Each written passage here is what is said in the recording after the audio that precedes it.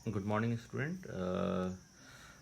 आज हम लोग थर्ड चैप्टर स्टार्ट करेंगे अपने एनसीईआरटी बुक का, अंडरस्टैंडिंग क्वाड्रिलेटरल में हम लोग कर्व्स और टाइप्स ऑफ कर्व्स के बारे में पढ़ेंगे। ठीक है, सो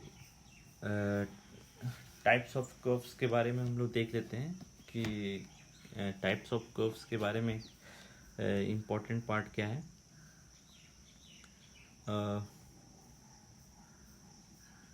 कर्व्स के बारे में तो हमारे पास दो तरह का कर्व होगा, एक होगा क्लोज्ड कर्व और दूसरा होगा सिंपल कर्व। ठीक है, सो सबसे पहले हम लोग देखते हैं व्हाट इज सिंपल कर्व। ठीक है, सिंपल कर्व क्या है वो हम लोग देखते हैं। ठीक है, what is simple curve. Simple curve वो कर्व होते हैं जो एक दूसरे को उसका कोई भी पॉइंट क्रॉस नहीं कर रहा होगा। देखिए, ये जो कर्व है ये हमारा एक सिंपल कर्व है। क्यों? इसका कोई भी पार्ट एक दूसरे को क्रॉस नहीं कर रहा है ना। ये भी एक सिंपल कर्व है,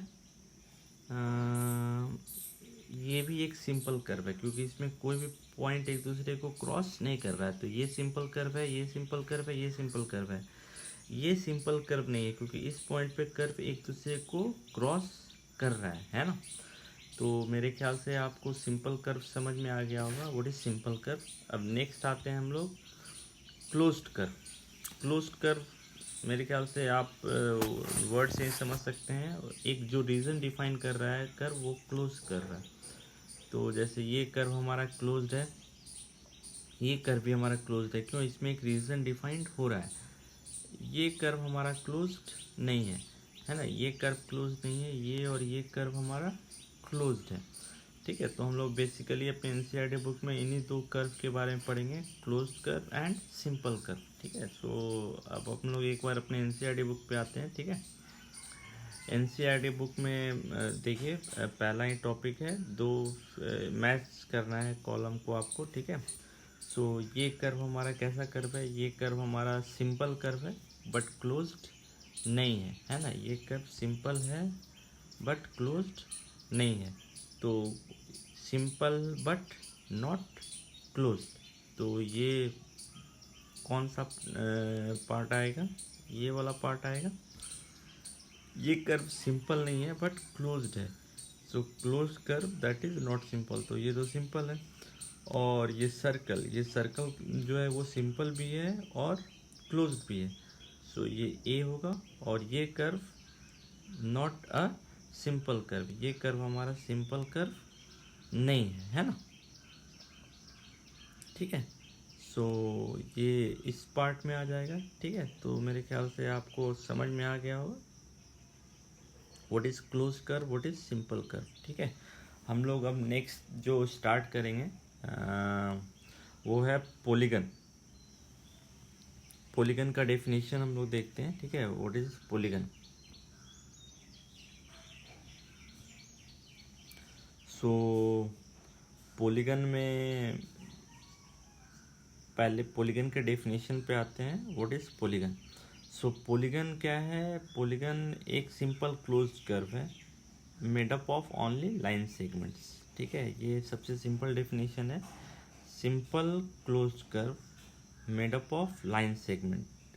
ठीक है, सो ये एक सिंपल क्लोज्ड कर्व है, ये सिंपल क्लोज्ड कर्व है, ये सिंपल क्लोज्ड कर्व है और लाइन सेगमेंट से बना हुआ है, तो ये हमारे पॉलीगन है। ये क्लोज तो है बट सिंपल नहीं है, लाइन सेगमेंट से बना हुआ है, इसलिए ये पॉलीगन नहीं है। ये भी सिंपल नहीं है तो ये पॉलीगन नहीं होगा, ये तो क्लोज्ड ही नहीं है तो इसलिए ये पॉलीगन नहीं होगा, है ना। सो पॉलीगन का डेफिनेशन आपको समझ में आ गया होगा। तो अब हम लोग जो सिंपल पॉलीगन जो हम लोग अपने पिछले क्लास में पढ़ चुके हैं, ट्रायंगल है, क्वाड्रिलेटरल है, पेंटागन, हेक्सागन, ये सारे हमारे क्या हैं? पॉलीगन है। और ये पॉलीगन है क्योंकि ये सिंपल क्लोज कर्व है और लाइन सेगमेंट से बने हुए हैं, है ना। तो हमारे पास नेक्स्ट है types of polygon. Types of polygon में तीन साइड से बना हुआ, तीन स्ट्रेट लाइन से बना हुआ पॉलीगन उसको हम लोग कहते हैं ट्रायंगल। 4 साइड से लाइन सेगमेंट से बना हुआ पॉलीगन क्वाड्रिलेटरल, 5 से बना हुआ पेंटागन। तो ये नाम आप लोग कम से कम याद रखिएगा। और n साइड से बना होता है उसको हम लोग डायरेक्टली पॉलीगन, पॉली का मतलब है बहुत सारे साइड से बना हुआ, है ना। ठीक है, सो टाइप्स ऑफ पॉलीगन में मेरे ख्याल से कोई प्रॉब्लम नहीं है। अब हम लोग आते हैं डायगोनल्स के बारे में। एक पॉलीगन में कितने डायगोनल्स होंगे, है ना। सो पहले डायगोनल्स के डेफिनेशन पे आते हैं। डायगोनल का डेफिनेशन क्या है? डायगोनल का डेफिनेशन क्या है? It is a line segment connecting two non consecutive vertices of polygon. कोई भी दो नॉन कंसेक्यूटिव, कंसेक्यूटिव का मतलब क्या होता है? कंसेक्यूटिव से भी इम्पोर्टेंट वर्ड इसमें था, ठीक है। कंसेक्यूटिव का मतलब है, ये देखिए, ये एक डायरेक्शन में आप चल रहे हैं, या तो क्लॉकवाइज या एंटी क्लॉकवाइज। तो क्लॉकवाइज डायरेक्शन में अगर आप या एंटी क्लॉकवाइज चलें, ये हमारा एंटी क्लॉक मूवमेंट है। तो एंटी क्लॉक मूवमेंट में जो सबसे पहले आ रहा है वर्टिसेस, पी के बाद एंटी क्लॉक में मूव करेंगे तो सबसे पहले क्या आएगा? क्यू। तो पी और क्यू हमारा क्या है? कंसेक्यूटिव वर्टिसेस है। क्यू का कंसेक्यूटिव वर्टिसेस कौन है? आर। आर का कंसेक्यूटिव वर्टिसेस क्या है? एस। एस का कंसेक्यूटिव वर्टिसेस क्या है? पी। इसी तरह आप अगर क्लॉकवाइज मूव करेंगे तो पी का कंसेक्यूटिव क्या है? एस। एस का कंसेक्यूटिव क्या है? आर।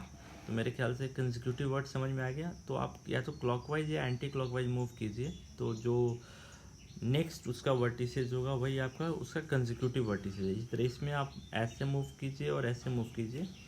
तो ए का कंसेक्यूटिव ई है और ए का कंसेक्यूटिव बी है, बट ए का कंसेक्यूटिव नॉन कंसेक्यूटिव कौन है? सी और डी। तो डायगोनल किससे बनते हैं? नॉन कंसेक्यूटिव वर्टिसेस को ज्वाइन करने से जो लाइन सेगमेंट बनता है वो सारे क्या है हमारे? डायगोनल्स। तो देखिए, पी का कंसेक्यूटिव क्यू है, आर है, तो इसको आप छोड़ दीजिए। पी किससे ज्वाइन होगा? आर से, तो पी आर एक डायगोनल होगा। क्यू का नॉन कंसेक्यूटिव वर्टिसेस कौन है? एस। तो क्यू एस को ज्वाइन कर दीजिए, तो ये एक डायगोनल होगा। इसी तरह इस पॉलीगन में आइए, ये पेंटागन है ना, 1 2 3 4 5।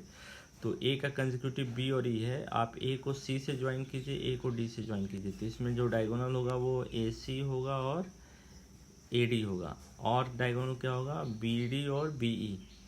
उसी तरह सी ई और सी ए।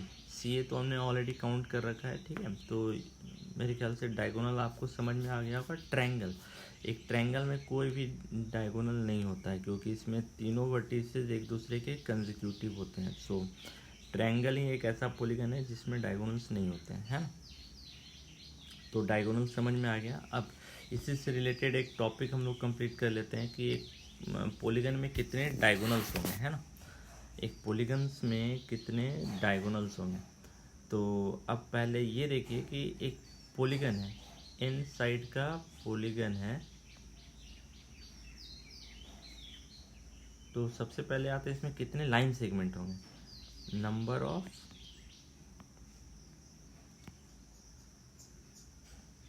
लाइन सेगमेंट, ठीक है। सो एक पॉलीगन में कितने लाइन सेगमेंट होंगे? सो एक पॉलीगन में जो लाइन सेगमेंट की संख्या है वो है n इंटू n माइनस 1/2। ये नंबर ऑफ लाइन सेगमेंट की संख्या है, ठीक है। इस फॉर्मूले को डिराइव हम लोग अभी नहीं कर सकते हैं, ये आप याद रखिएगा। एक पॉलीगन में कितने लाइन सेगमेंट होते हैं? n इंटू n माइनस 1/2, है ना। और नंबर ऑफ साइड कितने होते हैं? नंबर ऑफ साइड्स होते हैं n, तभी तो ये n साइड का पॉलीगन है। तो नंबर ऑफ साइड्स कितने हो गए? n। तो टोटल लाइन सेगमेंट, यानी लाइन सेगमेंट में डायगोनल भी काउंट हो रहा होगा और साइड भी काउंट हो रहा होगा। और number of line segment, side हम लोग जान रहे हैं, तो नंबर ऑफ डायगोनल्स कितना होगा? नंबर ऑफ डायगोनल्स होंगे n into n minus 1/2 minus n। ये होंगे number of diagonals. Total number of line segment में से नंबर ऑफ साइड माइनस कर दीजिए, इसको आप सिंप्लीफाई कीजिए। एलसीएम हो गया 2, n into n minus 1 minus 2n, है ना।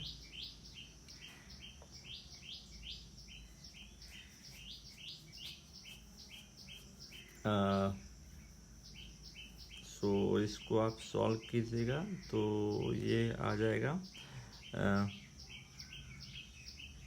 n कॉमन हो गया, एन कॉमन हो गया, सो इसको आप सॉल्व कीजिए तो ये कितना हो जाएगा, n square minus n minus 2n by 2, है ना। So n square minus 3n by 2, n common है, n minus 3 by 2। So number of diagonals हैं एन इंटू एन माइनस 3/2। अब आप चेक कर सकते हैं, ट्रायंगल में आइए, ट्रायंगल में एन का वैल्यू, एन क्या है, नंबर ऑफ साइड्स, आप ध्यान रखिएगा। सो एन का वैल्यू 3, तो नंबर ऑफ डायगोनल्स कितने होंगे ट्रायंगल्स में, एन का वैल्यू 3 पुट करेंगे तो ये 0, तो नंबर ऑफ डायगोनल्स 0। अब आते हैं एक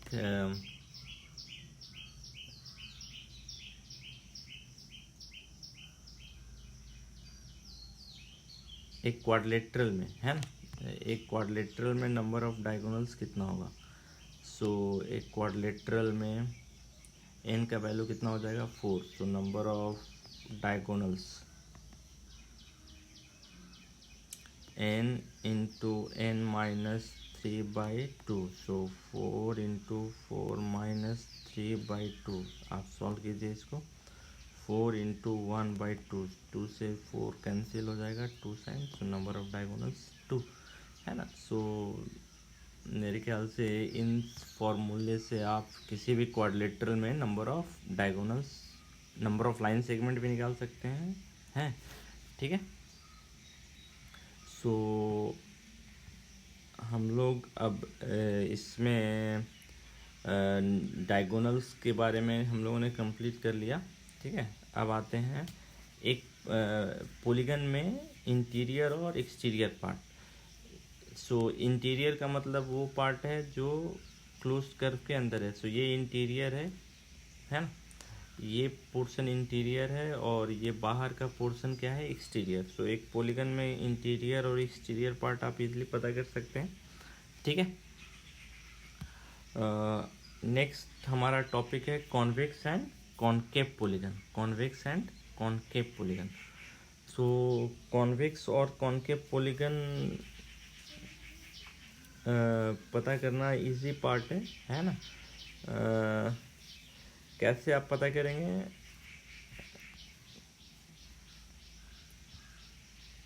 एक सिंपल सा एग्जांपल लेते हैं, ठीक है। Concave and convex polygon. So एक अगर पॉलीगन है आपके पास, मान लीजिए ये हमारा पॉलीगन है और इसके आप डायगोनल को देखिए, इसका डायगोनल का कोई भी हिस्सा अगर बाहर नहीं निकल रहा है, देखिए सारे इंटीरियर में हैं इसके डायगोनल्स, तो हम बोलेंगे ये पॉलीगन मेरा क्या है, कॉन्वेक्स पॉलीगन है। लेकिन अगर इसका डायगोनल का कोई भी हिस्सा इससे बाहर निकल रहा है, इस एक्सटीरियर में चला जा रहा है, तो हम बोलेंगे वो हमारा कॉन्वेक्स पॉलीगन नहीं है। एक सिंपल सा एग्जांपल लेते हैं, है ना। सपोज इसमें लेते हैं, तो देखिए इसमें डायगोनल क्या क्या है, ये कंसेक्यूटिव हिस्सा है ना, ये एक डायगोनल होगा, है ना, और एक डायगोनल ये होगा। तो इसमें देखिए डायगोनल आपको साफ दिख रहा है, ये डायगोनल है और ये डायगोनल है, और हमारा जो पॉलीगन है, हमारा जो क्वाड्रिलेटरल है वो ऐसा है।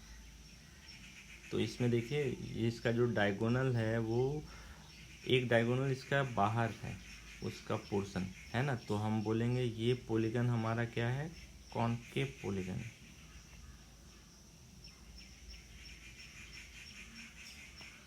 ठीक है, इसको हम लोग जनरलाइज भी कर सकते हैं, ठीक है। कोई भी क्लोज्ड कर्व के रिस्पेक्ट में एक क्लोज्ड कर्व हमारा कब सिंपल होगा और कब सिंपल नहीं होगा, ठीक है। सो क्लोज्ड कर्व के रिस्पेक्ट में देखते हैं, कोई भी कर्व, ये कर्व है, ये कर्व हमारा सिंपल है या कॉनकेव है या कॉन्वेक्स है। तो क्या कीजिए, इसका कोई भी 2 पॉइंट लीजिए रैंडमली और उन दोनों पॉइंट को आप ज्वाइन कीजिए। अगर इसका पोर्शन जो है वो बाहर लाई कर रहा है तो हम बोलेंगे ये कॉन्वेक्स नहीं है। आप देख सकते हैं इसमें ऐसा 2 पॉइंट हमको मिल सकता है, एक पॉइंट मैं यहाँ ले रहा हूँ, एक पॉइंट यहाँ। अब इसको आप ज्वाइन करेंगे तो इसका कुछ पोर्शन बाहर चला जा रहा है, तो ये मेरा एक कॉनकेव पॉलीगन है, कॉन्वेक्स पॉलीगन नहीं है। आप सर्कल ले लीजिए, इसमें आप कोई भी 2 पॉइंट लीजिए, कहीं भी इसका कोई भी पोर्शन जो है वो बाहर नहीं निकल सकता है। तो ये मेरा एक क्या है, कॉन्वेक्स पॉलीगन है ना। इसको आप जनरलाइज कर सकते हैं। ये हम लोगों ने पॉलीगन के रिस्पेक्ट में देखा था, ठीक है। सॉरी, कॉन्केव क्लोज्ड कर्व है, पॉलीगन नहीं है ये, कॉन्केव क्लोज्ड कर्व है, concave closed curve and convex closed curve. तो आप इसको एक क्लोज कर्व के रिस्पेक्ट में डिफाइन कर सकते हैं, what is concave and what is convex, ठीक है। सो हमारे एनसीईआरटी बुक में जो टॉपिक कंप्लीट हो गया वो है regular polygon, concave and convex polygon. तो पहले आप इसको एक बार रिवाइज कर लीजिएगा अच्छे से, ठीक है। इसके बाद हम लोग आएंगे regular polygon and irregular polygon.